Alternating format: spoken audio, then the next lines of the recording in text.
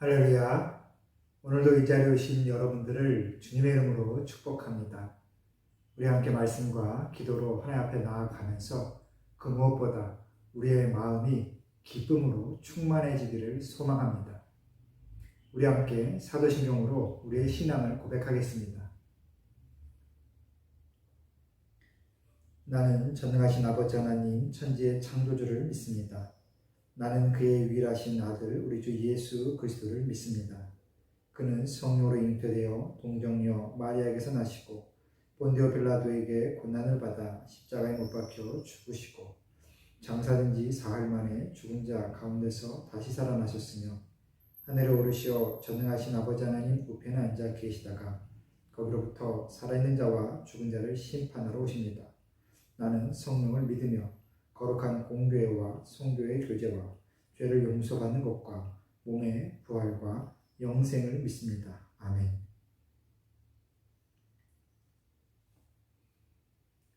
오늘 우리에게 주신 하나님의 말씀은 사사기 11장 12절부터 28절까지의 말씀입니다. 우리 한 마음으로 또 한 목소리로 말씀을 읽겠습니다. 입다가 암몬 자손의 왕에게 사자들을 보내 이르되 내가 나와 무슨 상관이 있기에 내 땅을 치러 내게 나왔느냐 하니 암몬 자손의 왕이 입다의 사자들에게 대답하되 이스라엘이 애굽에서 올라올 때에 아르논에서부터 야복과 요단까지 내 땅을 점령했기 때문이니 이제 그것을 평화롭게 돌려달라 하니라. 입다가 암몬 자손의 왕에게 다시 사자들을 보내 그에게 이르되 입다가 이같이 말하노라. 이스라엘이 모압 땅과 암몬 자손의 땅을 점령하지 아니하였느니라.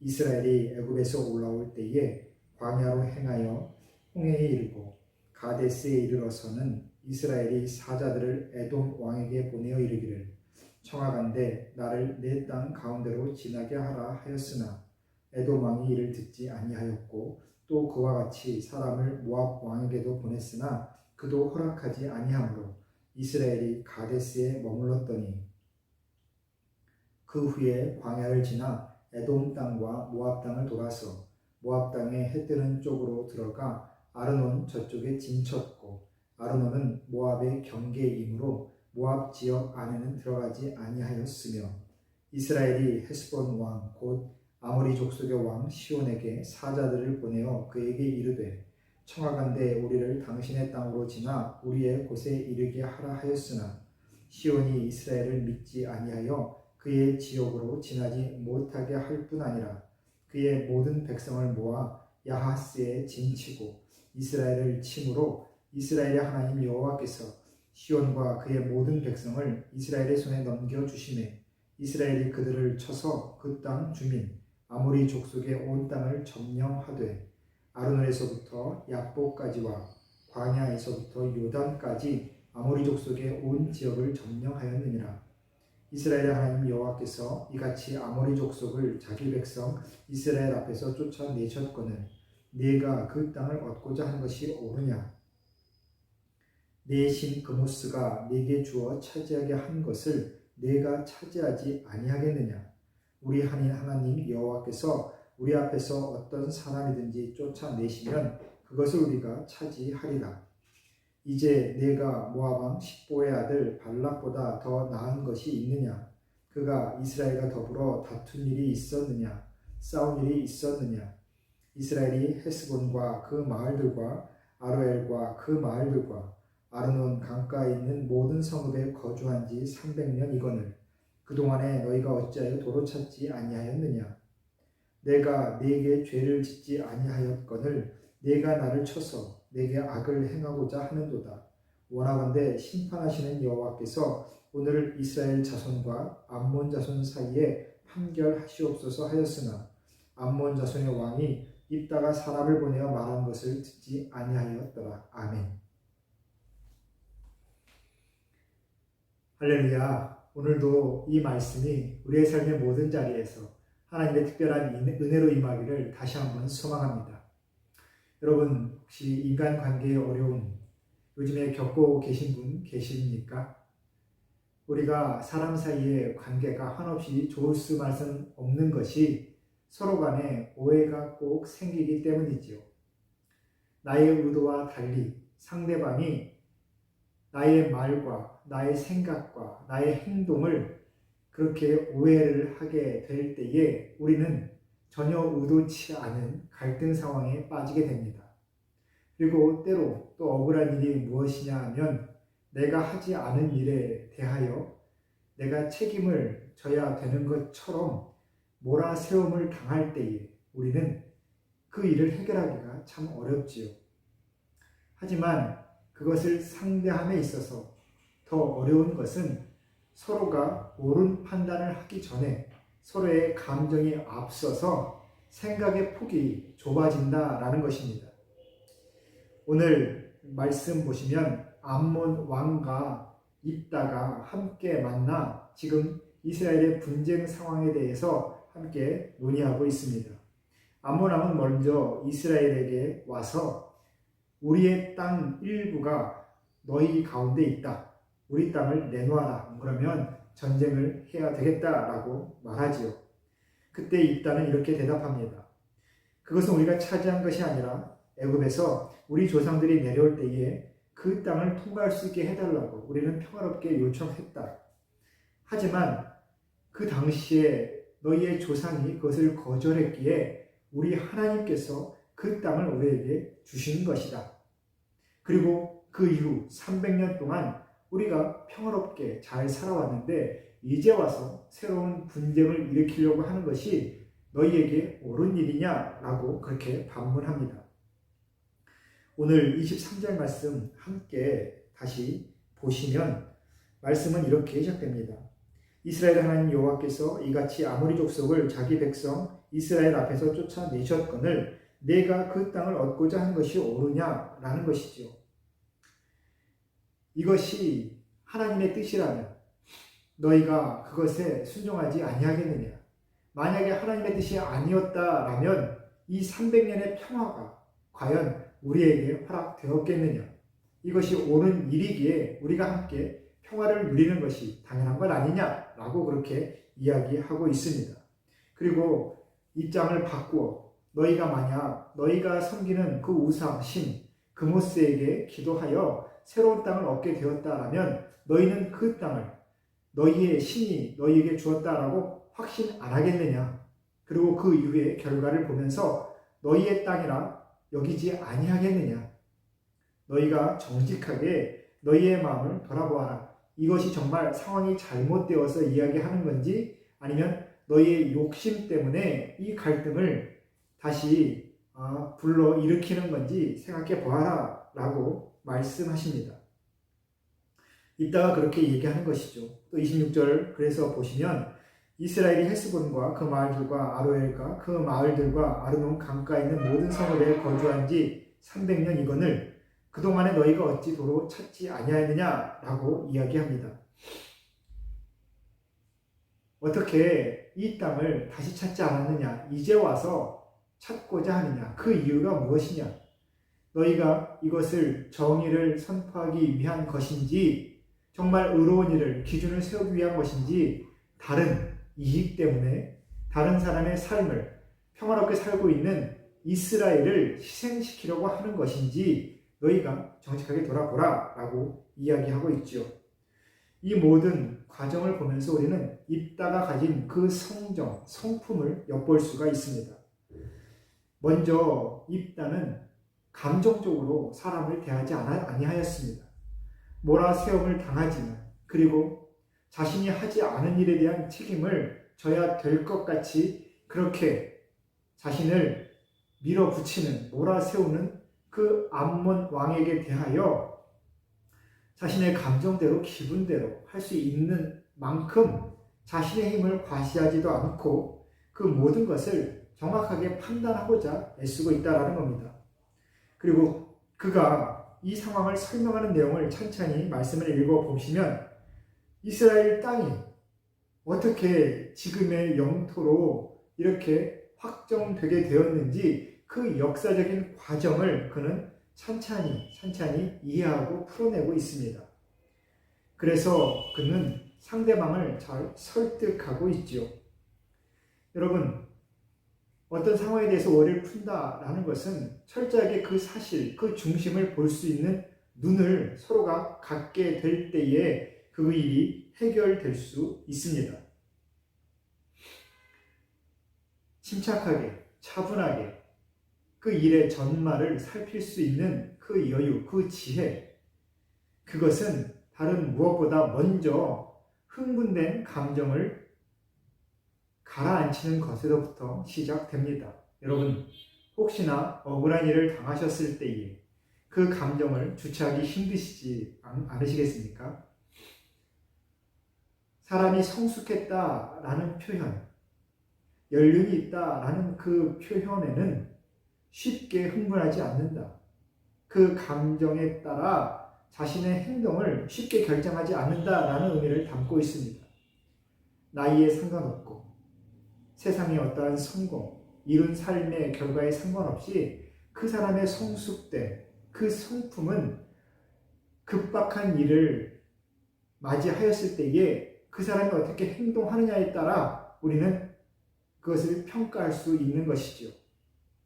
막다른 길에 몰렸을 때에 침착함을 갖는다라는 것은 정말 성숙한 그 인격이 아니면 나타내기 힘든 일입니다. 그래서 우리는 먼저 모든 일에 정확히 그 본질을 꿰뚫어 볼 수 있도록 감정을 낮추고 그 높아진 감정을 낮추고 그 일의 진실을 보기 위하여 함께 노력해야 되겠습니다. 그래서 그 사람의 중심, 그 상황의 중심, 왜 일이 이루어졌고 저 사람이 왜 이렇게 행동할 수밖에 없는지, 왜 이렇게 이야기를 할 수밖에 없는지에 대해서 정확히 이해하고자 할 때에 우리는 모든 갈등, 어려운 상황의 그 해결의 출발점을 찾을 수 있는 것이죠. 그리고 오늘 이따가 보여준 두 번째 이 성품, 또 이 두 번째 긍정적인 자세는 바로 끊임없이 소통했다라는 겁니다. 여러분, 왜 오해가 생기겠습니까? 왜 갈등이 생길까요? 소통하지 않기 때문에 그렇습니다. 특히나 저와 여러분처럼 우리 한국 사람의 특징이라고 말하면 참 씁쓸할 수 있지만 우리는 참 체면이 중시되고 자존심이 강하다 보니 내 마음이 불편한 것을 감추는 것이 미덕이라고 생각할 때가 많습니다. 소통하지 않는다는 거예요. 자연스럽게 관계를 끊는 것으로, 다시 상종하지 않는 것으로 우리는 인간관계를 그렇게 결정하려고 합니다. 여러분, 그렇기 때문에 우리의 인간관계의 폭은 계속해서 좁아지는 것입니다.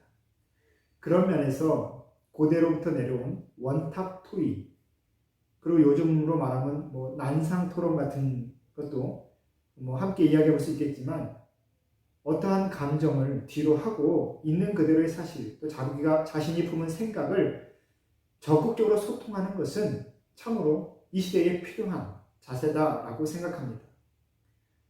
그 사람이 가진 어떠한 배경을 떠나서 나보다 나이가 어리다, 나보다 나이가 많으시다, 나보다 공부를 많이 했다, 세상에 성공의 모습이 더 많다, 지위가 높다, 돈이 많다, 그런 것으로 기준을 삼아서 상대방의 이야기를 누르려는 것이 아니라, 그 상대방에 그냥 복종하는 것이 아니라 어떠한 상황에 대해서 적극적으로 소통할 수 있다라는 것, 그것은 그 사람들이 있는 그 공동체를 건강하고 풍성하게 분명히 만들어 갈 것입니다.